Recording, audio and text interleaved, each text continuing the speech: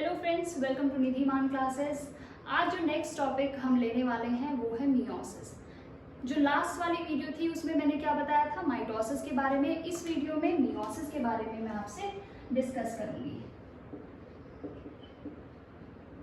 Meiosis में बहुत सारी डिफरेंट फेजेस होती हैं और ये जो प्रोफेज होता है मियोसिस का बहुत इंपॉर्टेंट है। वो समझ नहीं आता है क्योंकि उसका हमारी जो बुक्स हैं वो अच्छे से डिपिक्ट नहीं कर रही हैं डायग्राम से उस फेजेस को। तो मैं कोशिश करूंगी कि मैं डायग्राम से इस मियोसिस 1 को पूरे अच्छे से समझा सकूं।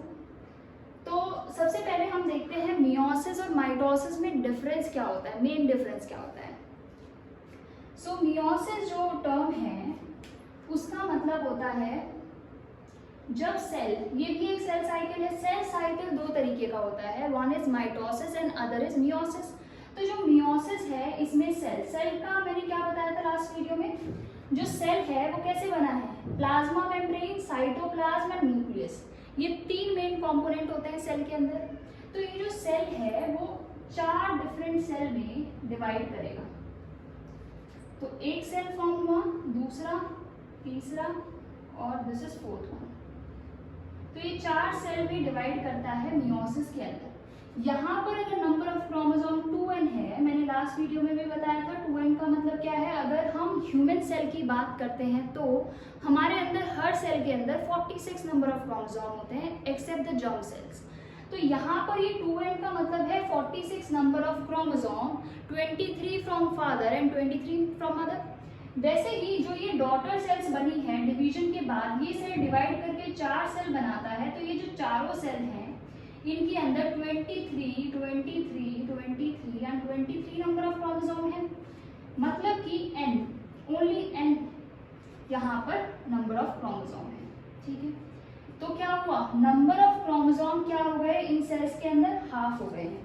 ठीक है, और जो मियोसिस है वो हमारे जर्म सेल्स के अंदर, जब जर्म सेल्स डिवाइड करते हैं तब वहां पर मियोसिस होता है, और जितने भी सेल्स होती हैं हमारी बॉडी के वहां पर होता है माइटोसिस। ठीक है, अब आती है बात माइटोसिस की। माइटोसिस मैंने आपको लास्ट वीडियो में भी बताया था कि माइटोसिस होता क्या है, इसके फेजेस कौन कौन से होते हैं।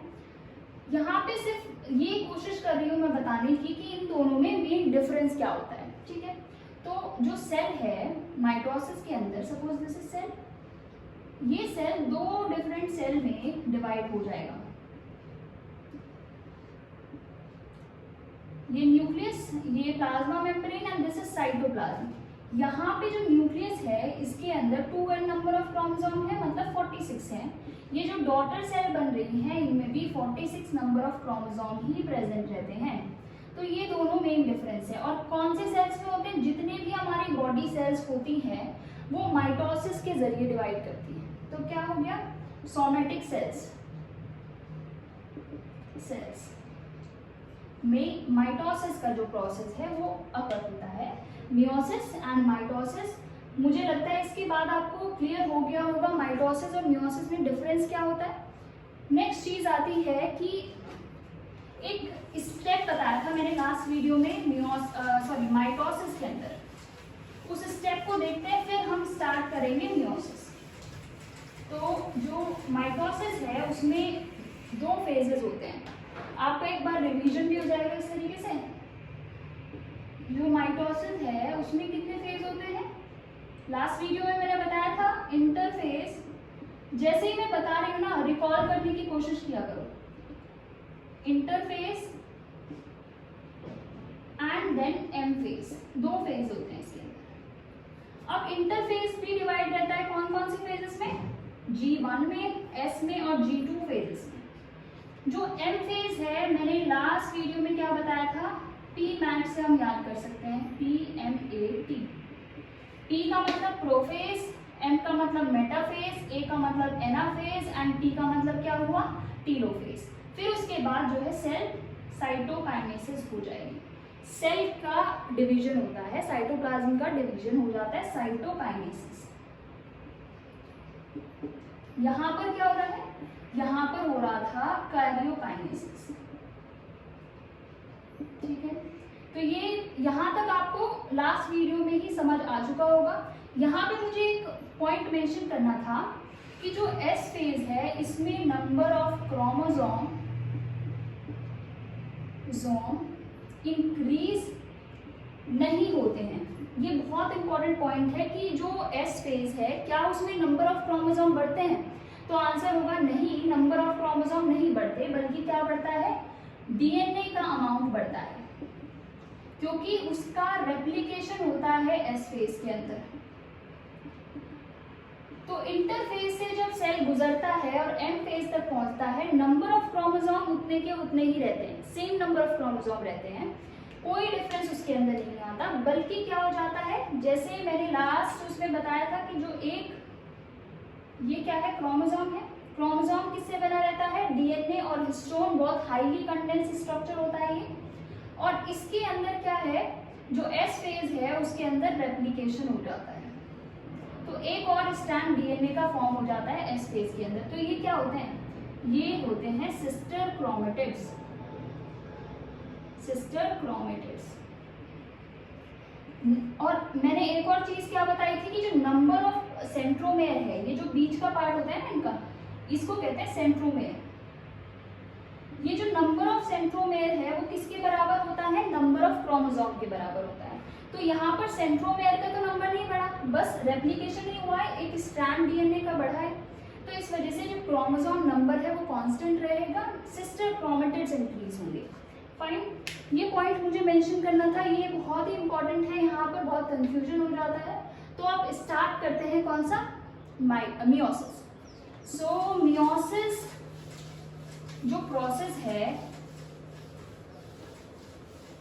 सेल डिवीजन का, वो उसमें होता क्या क्या है, पहले उसकी एक ओवरव्यू ले लेते हैं, ब्रीफली मैं बताऊंगी उसके फेजेस के बारे में, उसके बाद फिर डिटेल में एक स्टेप। जो मियोसिस है इसमें दो पार्ट होते हैं, वन इज मियोसिस 1 और दूसरा कौन सा होता है, मियोसिस 2। ठीक है, जो ये मियोसिस 2 है वो बिल्कुल माइटोटिक डिवीजन, माइटोसिस के जैसा होता है, मतलब कि इसमें नंबर ऑफ क्रोमोसोम पर कोई इफेक्ट नहीं होता, number of chromosome remain same. ये जो होता है मियोसिस 1, ये होता है रिडक्शनल डिवीजन। क्या होता है, रिडक्शनल डिवीजन। रिडक्शनल डिवीजन से मेरे कहने का क्या मतलब है, रिडक्शनल डिवीजन का मतलब क्या होता है, रिडक्शन। रिडक्शन किस चीज का हो रहा है मियोसिस में, रिडक्शन हो रहा है नंबर ऑफ क्रोमोसोम का। तो रिडक्शनल डिवीजन हुआ नंबर ऑफ क्रोमोसोम, ये इस वाले प्रोसेस में क्या हो जाएंगे, हाफ हो जाएंगे। अगर सेल के अंदर 2n नंबर ऑफ क्रोमोसोम है, तो जो उसके डॉटर सेल होंगे, जो 4 होंगे नंबर में, तो कितने होंगे उसके अंदर, n नंबर ऑफ क्रोमोसोम होंगे, 46, 23। ठीक है, तो ये हो गया मियोसिस 1, मियोसिस 2 में मेन डिफरेंस। अब बात करते हैं इनकी फेजेस के बारे में, कौन कौन से इनके अंदर पार्ट होते हैं, कौन कौन से फेजेस इनके अंदर होते हैं। तो जो मियोसिस 1 है ये भी पी मैट का फॉर्मेट फॉलो करता है, पी मैट।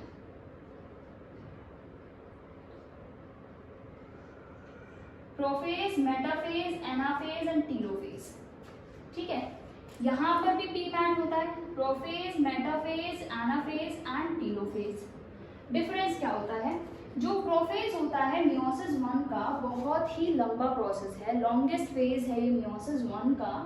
ये अपने आप ही 4-5 स्टेजेस में डिवाइड रहता है। कौन कौन सी स्टेज होती है वो, L, Z, P, then D and again D। अब इन ये जो पॉइंट मैंने L, Z, P, D, D है, ये मैंने क्या मेंशन किया है, ये फेजेस है, मतलब प्रोफेज के अंदर ही ये सारी चीजें होती हैं। इस वजह से एक डिस्टिंक्ट फेज हो जाता है, जैसे कि लैक्टोटीन। क्या नाम है इसका, लैक्टोटीन। फिर Z से क्या बना, जाइगोटीन। फिर T से क्या बना, पैकीटीन। उसके बाद ये हो गया डिप्लोटीन। और ये हो गया डाइकाइनेसिस। तो ये डिफरेंट फेजेस होते हैं मियोसिस 1 के अंदर। और ये यहाँ पर जो पी मैट मैंने आपको बताया है वो क्या होता है, एम का मतलब है वही जैसे माइटोसिस में मैंने बताया था, metaphase, then anaphase and then telophase. ये डिफरेंट फेजेस मियोसिस 1 के अंदर होते हैं। वैसे ही मियोसिस 2 में भी prophase, metaphase, anaphase and telophase होता है।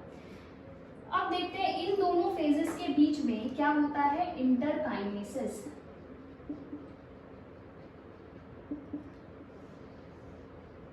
अब जो मियोसिस है, मियोसिस में मियोसिस 1 होगा, उसके बाद जो है सेल डिवाइड करने की बजाय क्या करता है, वो डायरेक्टली जंप करता है मियोसिस 2 में थ्रू अ फेज जिसका नाम क्या है, इंटरकाइनेसिस।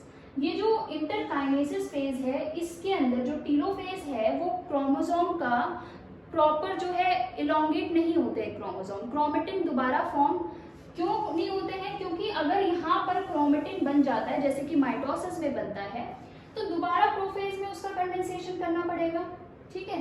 तो इस वजह से उसका जो एक्सटेंशन होता है, जो उसकी जो क्रोमोसोम होता है उसका एक्सटेंशन कम होता है, वो कंडेंस फॉर्म में ही बना रहता है और इस फेज के थ्रू पास होके वो मियोसिस 2 में जाता है, ठीक है। आपको ये जो फेजेस हैं ये तो याद करनी पड़ेंगी।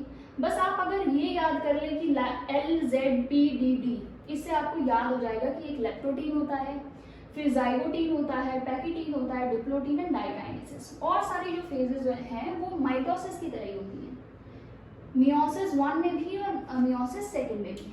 अब एक एक करके जितनी भी स्टेजेस हैं मैं उनको एक्सप्लेन करूंगी with the help of diagram. तो स्टार्ट कौन सी स्टेज से करते हैं, स्टार्ट करते हैं लेप्टोटीन स्टेज से।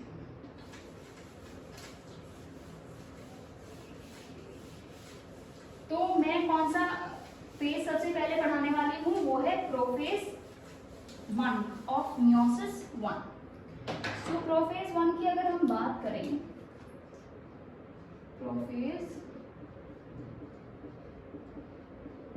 1 तो क्या होता है इसके अंदर, पॉइंट वाइज मैं मेंशन करूंगी इंपॉर्टेंट चीजें। पहला फेज जो इसके अंदर होता है वो होता है लैक्टोटीन। लैक्टोटीन में जो क्रोमेटिन है प्रेजेंट न्यूक्लियस के अंदर वो कंडेंस्ड होना शुरू करता है, मतलब उसके अंदर और ज़्यादा कॉइलिंग होती है और वो कंडेंस फॉर्म में आना स्टार्ट करता है। जैसे कि माइटोसिस के प्रोफेज में मैंने बताया था कि उसका जब कंडेंसेशन होता है तो वो क्रोमोसोम बनता है, ठीक है, क्रोमेटिन का जब कंडेंसेशन होता है। तो इसमें कंडेंसेशन ऑफ व्हाट, क्रोमेटिन का कंडेंसेशन होता है। दूसरी चीज, इसको बुके स्टेज भी कहते हैं, बुके स्टेज। क्यों कहते हैं इसको बुके स्टेज, क्योंकि जो इसके अंदर क्रोमोसोम होते हैं, बुके ऐसा स्ट्रक्चर कुछ होता है बुके के अंदर, एक तरफ थोड़ा कन्वर्स होता है और एक तरफ डाइवर्स होता है, एक तरफ से डिस्टेंस इनके बीच में कम होता है। तो ऐसे ही क्रोमोसोम अलाइन हो जाते हैं लैक्टोटीन स्टेज में, और वो जो जब हम माइक्रोस्कोप में उसको देखते हैं, लाइट माइक्रोस्कोप में, तो वो बुके की स्टेज, बुके का स्ट्रक्चर फॉर्म करता है। इस वजह से इसको क्या कहते हैं, लैक्टोटीन स्टेज। इसको बीड्स ऑन स्ट्रिंग स्टेज भी कहते हैं। क्यों, क्योंकि इसके अंदर जो क्रोमेटिन होता है उसके ऊपर ऐसे बीड्स लाइक के स्ट्रक्चर फॉर्म हो जाते हैं। ये जो बीड्स होती हैं इनको क्या कहते हैं, क्रोमोमेर। ये याद रखना कि इसको क्या कहते हैं, क्रोमोमेर कहते हैं। ये कंडेंस्ड डीएनए होता है, कंडेंस्ड डीएनए। सो ये जो है वो हो गया क्या, लैक्टोटीन। अब इसका डायग्राम देखते हैं कि कैसा इसका वो होता है स्ट्रक्चर। सपोज करें ये सेल है, ठीक है, सेल के अंदर क्या होता है, न्यूक्लियस प्रेजेंट होता है। तो मैं एक न्यूक्लियस यहाँ पर बना रही हूँ। न्यूक्लियस मैंने आपको बता दिया था, एक वीडियो बनाई थी न्यूक्लियस से रिलेटेड। क्या बताया था उसमें, ये जो न्यूक्लियस का स्ट्रक्चर होता है वो डबल मेम्ब्रेन होता है और इसमें न्यूक्लियर कोर कॉम्प्लेक्स प्रेजेंट रहते हैं। अब ये डबल मेम्ब्रेन मैंने बनाया यहाँ पे, ठीक, ये डबल मेम्ब्रेन हो गया न्यूक्लियस। सेल के अंदर न्यूक्लियस प्रेजेंट है ये। अब न्यूक्लियस के अंदर ये क्रोमेटिन मटेरियल है, जेनेटिक मटेरियल है, तो क्या हुआ, उसका कंडेंसेशन हुआ,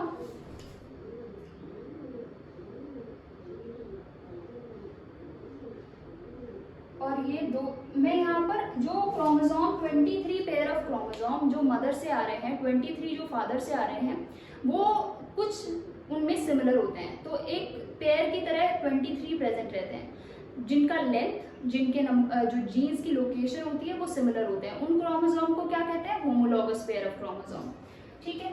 तो ऐसा नहीं है कि जितने भी क्रोमोसोम प्रेजेंट है वो सब एक जैसे होते हैं, नहीं, किसी की लेंथ बड़ी होती है, किसी की छोटी होती है, तो इस तरीके से वो पूरे न्यूक्लियस के अंदर प्रेजेंट रहते हैं। अब ये दो, मैं सिर्फ यहाँ पे सिर्फ दो से रिप्रेजेंट कर रही हूँ, और रेड वाला और ऐसे दो डिफरेंट पेरेंट्स से ही आए हुए हैं, ये रिप्रेजेंट कर रहा है। अब ऐसे ही कितने पेयर होंगे, ऐसे ही 23 पेयर ऑफ क्रोमोसोम प्रेजेंट रहते हैं। तो इसमें क्या हुआ, ये लैक्टोटीन स्टेज है, ये वाली स्टेज बुके स्टेज की तरह ही ऐसा स्ट्रक्चर ये फॉर्म कर लेते हैं, अगर हम सारे जो क्रोमोसोम है उनको देखेंगे तो ये आपको समझ आ गया होगा लैक्टोटीन में क्या होता है। नेक्स्ट स्टेज में क्या आता है, नेक्स्ट स्टेज इज जाइगोटी। कौन सी, जाइगोटी। सो जाइगोटी क्या होता है इस स्टेज में, इस स्टेज में अब मैं यहाँ पर सेल बनाने की बजाय सिर्फ अंदर के क्रोमोसोम के बारे में बताऊंगी कि क्रोमोसोम के अंदर हो क्या रहा है। तो अगर मैं बात करूं,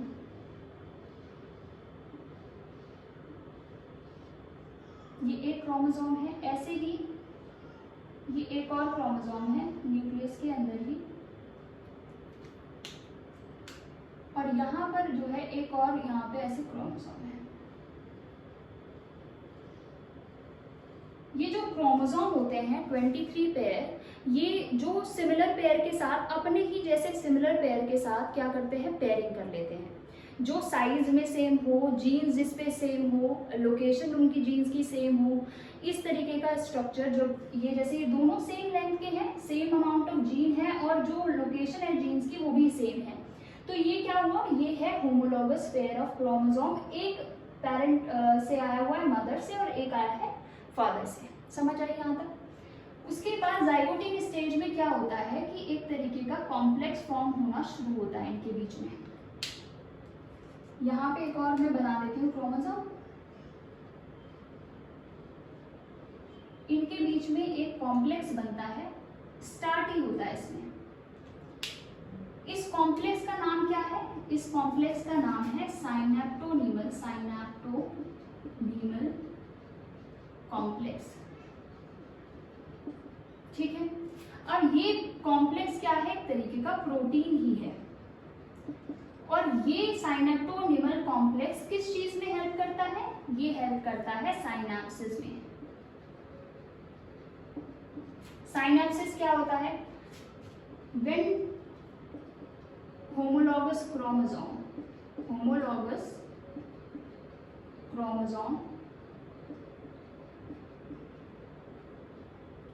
forms a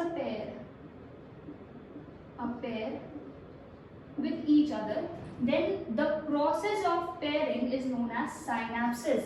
और इस साइनेप्सिस में हेल्प करने वाला जो कॉम्प्लेक्स होता है वो, उसका नाम क्या होता है, साइनेप्टोनीमल कॉम्प्लेक्स।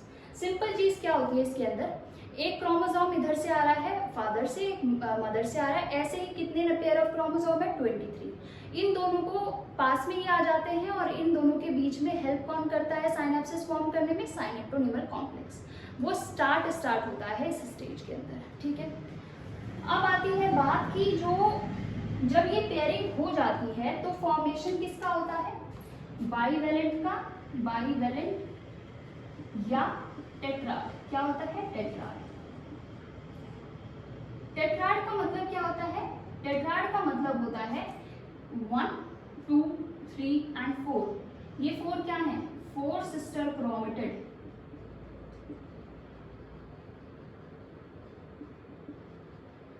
चार सिस्टर क्रोमेटिड प्रेजेंट होने की वजह से इस स्ट्रक्चर में इसको क्या कहते हैं, टेट्राड। तो कौन सी स्टेज में टेट्राड का फॉर्मेशन शुरू होता है, जाइगोटीन में, और ये कंप्लीट कब होता है, जाइगोटीन और जो इससे नेक्स्ट स्टेज होती है पैकिटीन के बीच में। ठीक है, बाइवेलेंट का मतलब होता है जहां पर ऐसा कोई स्ट्रक्चर जहां पर दो क्रोमोसोम इन्वॉल्व है, 1 और 2। ठीक है, तो जाइगोटीन स्टेज समझ आ गई होगी कि दो होमोलॉगस क्रोमोसोम पेयर करते हैं। इस प्रोसेस को साइनेप्सिस कहते हैं। साइनेप्टोनिमल कॉम्प्लेक्स इस प्रोसेस में हेल्प करता है। क्या स्ट्रक्चर बनता है, उसको स्ट्रक्चर को कहते हैं बाइवेलेंट या टेट्राड। ठीक है, अब आती है जाइगोटीन के बाद एक और स्टेज होती है,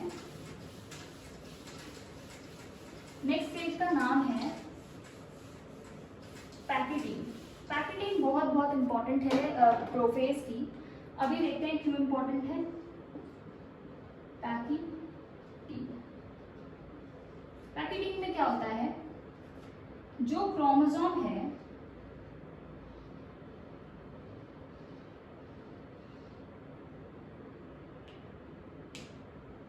मैं सिर्फ यहाँ क्रोमोसोम से क्या स्टेज के अंदर हो रहा है वो बताने की कोशिश कर रही हूँ, ताकि आपको ज्यादा कंफ्यूजन ना हो इस चीज में।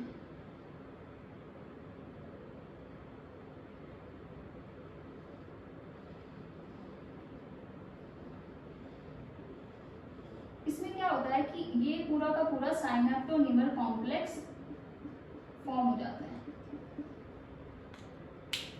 तो पैकिटीन में साइनेप्टोनिमल complex is completely formed.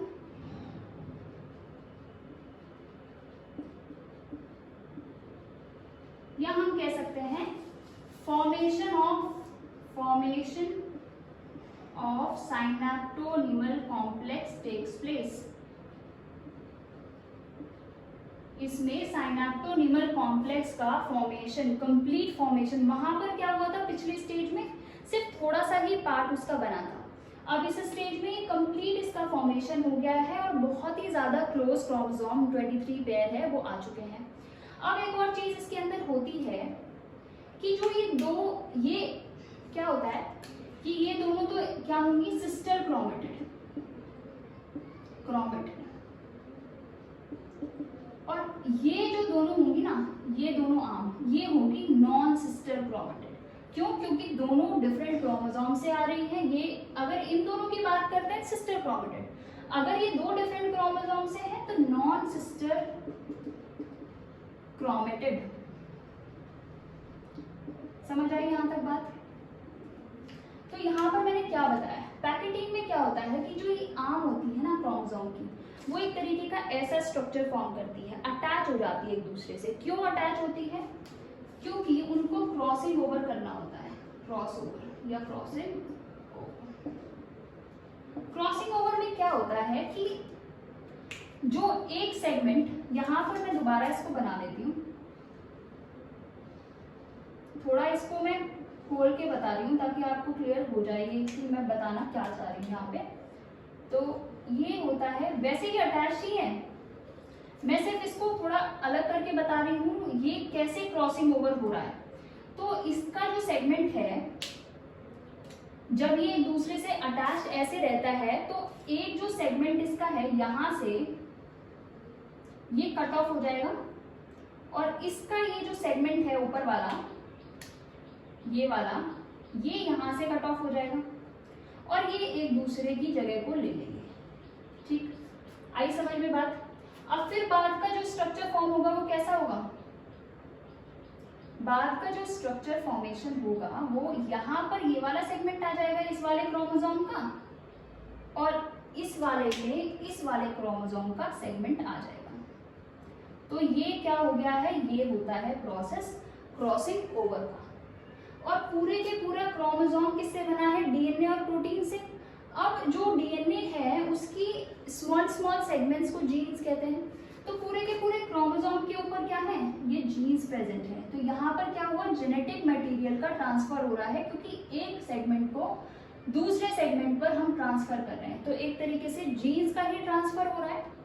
तो ये हो गया क्रॉसिंग ओवर। तो क्रॉसिंग ओवर कौन सी स्टेज में होता है? पैकिटीन स्टेज में होता है।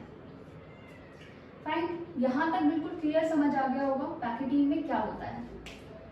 उसके बाद आता है next stage, that is diplotene.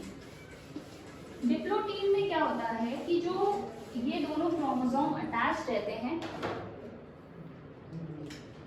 This is fourth